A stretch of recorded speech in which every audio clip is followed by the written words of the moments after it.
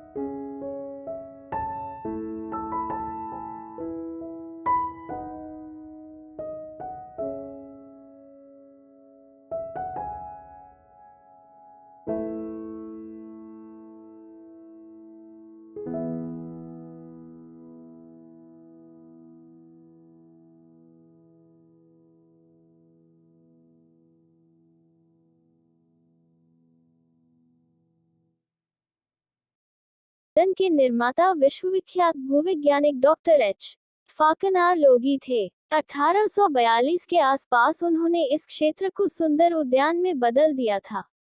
बाद में इसकी देखभाल कंपनी प्रशासन के देखरेख में होने लगा था, इसलिए इसे कंपनी गार्डन या म्यूनिसिपल गार्डन कहा जाने लगा।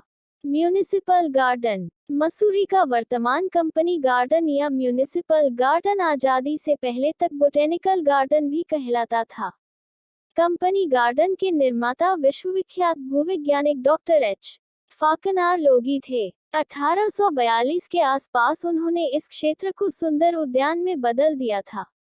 बाद में इसकी देखभाल कंपनी प्रशासन के देखरेख में होने लगा था, इसलिए इसे कंपनी गार्डन या म्यूनिसिपल गार्डन कहा जाने लगा। तिब्बती मंदिर बौद्ध सभ्यता की गाथा कहता यह मंदिर निश्चय ही पर्यटकों का मन मोह लेता है। इस मंदिर के पीछे की तरफ कुछ ड्रम लगे हुए हैं, जिनके बारे में मान्यता है कि इन्हें घुमाने से मनोकामना पूरी होती है। चाइल्डर्स लॉज लाल टिब्बा के निकट यह मसूरी की सबसे ऊंची चोटी है। टूरिस्ट कार्यालय से यह 5 दूर है। यहाँ तक घोड़े पर या पैदल भी पहुंचा जा सकता है। यहाँ से बर्फ के दृश्य देखना बहुत रोमांचक लगता है। कैमल बैक रोड कुल 3 लंबा यह रोड रिंक हॉल के समीप कुलरी बाजार से आरंभ होता है और लाइब्रेरी बाजार पर जाकर समाप्त होता है। इस सड़क पर पैदल चलना या घुड़सवारी करना अच्छा लगता है। हिमालय में सूर्यास्त का दृश्य यहाँ से सुंदर दिखाई पड़ता है। मसूरी पब्लिक स्कूल से कैमल रॉक जीते जागते ऊंट जैसी लगती है। झड़ी पानी फॉल। यह फॉल मसूरी झड़ी पानी रोड पर मसूरी से 8.5 दूर स्थित है। पर्यटक झड़ी पानी तक 7 की दूरी बस या कार द्वारा तय करके यहां से पैदल 1.5 दूरी पर झरने तक पहुंच सकते हैं।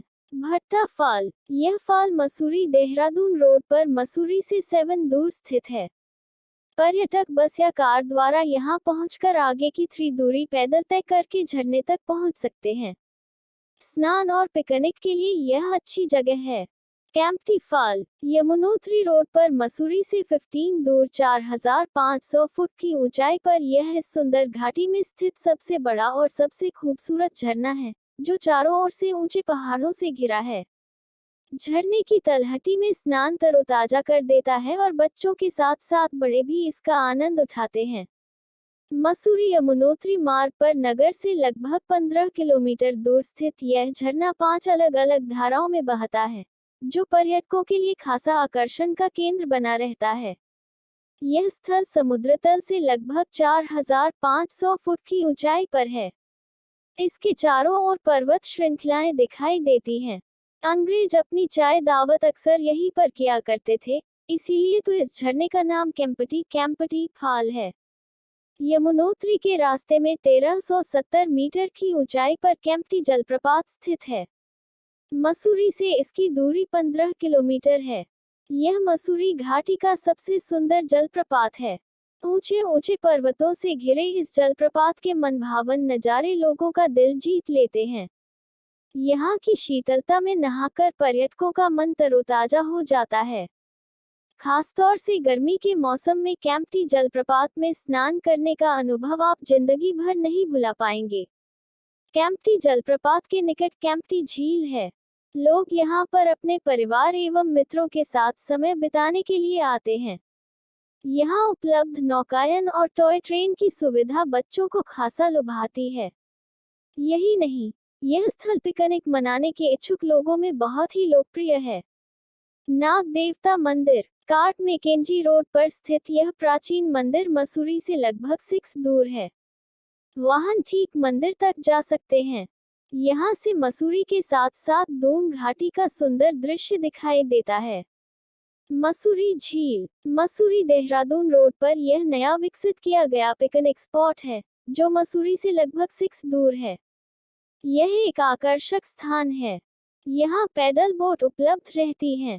यहाँ से दून घाटी और आसपास के गांवों का सुंदर दृश्य दिखाई देता है।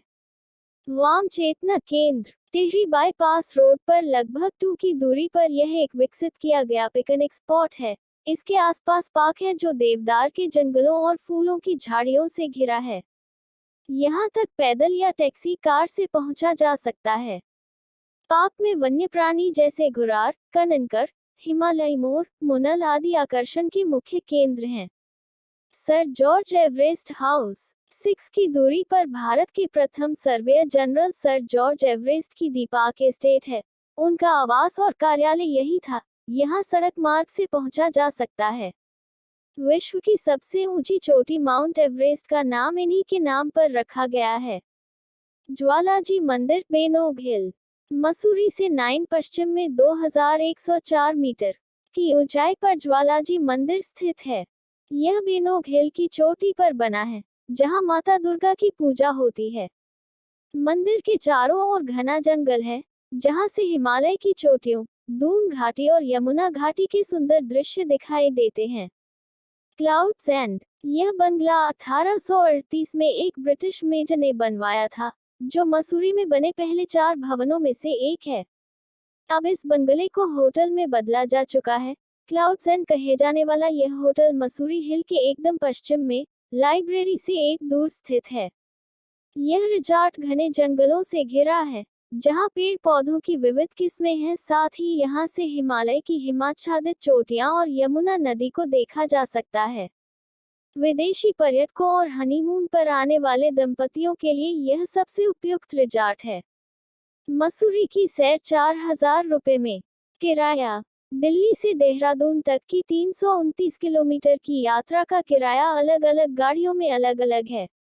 जनशताब्दी से 2 सिटिंग में 117 रुपए में यात्रा की जा सकती है। जबकि देहरादून एक्सप्रेस से 158 रुपये में स्लीपर क्लास की यात्रा कर यहां पहुंच सकते हैं। मसूरी एक्सप्रेस का किराया 164 रुपये है। राज्य परिवहन की बस से देहरादून से मसूरी तक का किराया लगभग 50 रुपये है। देहरादून मसूरी के बीच नियमित बसें चलती हैं, यानी आप लगभग 220 रुपये में मसूरी पहुंच सकते हैं और इतने ही रुपए वापस आने के। अगर पत्नी व 8 साल तक के 2 बच्चों के साथ भी यात्रा करना चाहते हैं तो दिल्ली से मसूरी आने जाने का किराया लगभग 1000 रुपये मान लें। होटल व खाना पीना। जुलाई से अक्टूबर के बीच गढ़वाल मंडल विकास निगम के होटल का किराया 1840 व 2190 रुपये प्रति रात है। अगर आपके परिवार में पति, पत्नी और 8 साल तक के 2 बच्चे हैं तो भी रूम किराया यही रहेगा, यानी आपकी छोटी फैमिली पर रूम का किराया प्रति रात लगभग 2000 रुपये का आएगा। खाना पीना रूम के किराए में शामिल नहीं होगा। खाने पीने के लिए आप पूरे परिवार के लिए 1000 रुपये मान लें। कुल खर्च लगभग 4000 रुपये, परिवहन 1000, होटल 2000 व खाना 1000 रुपये मान सकते हैं।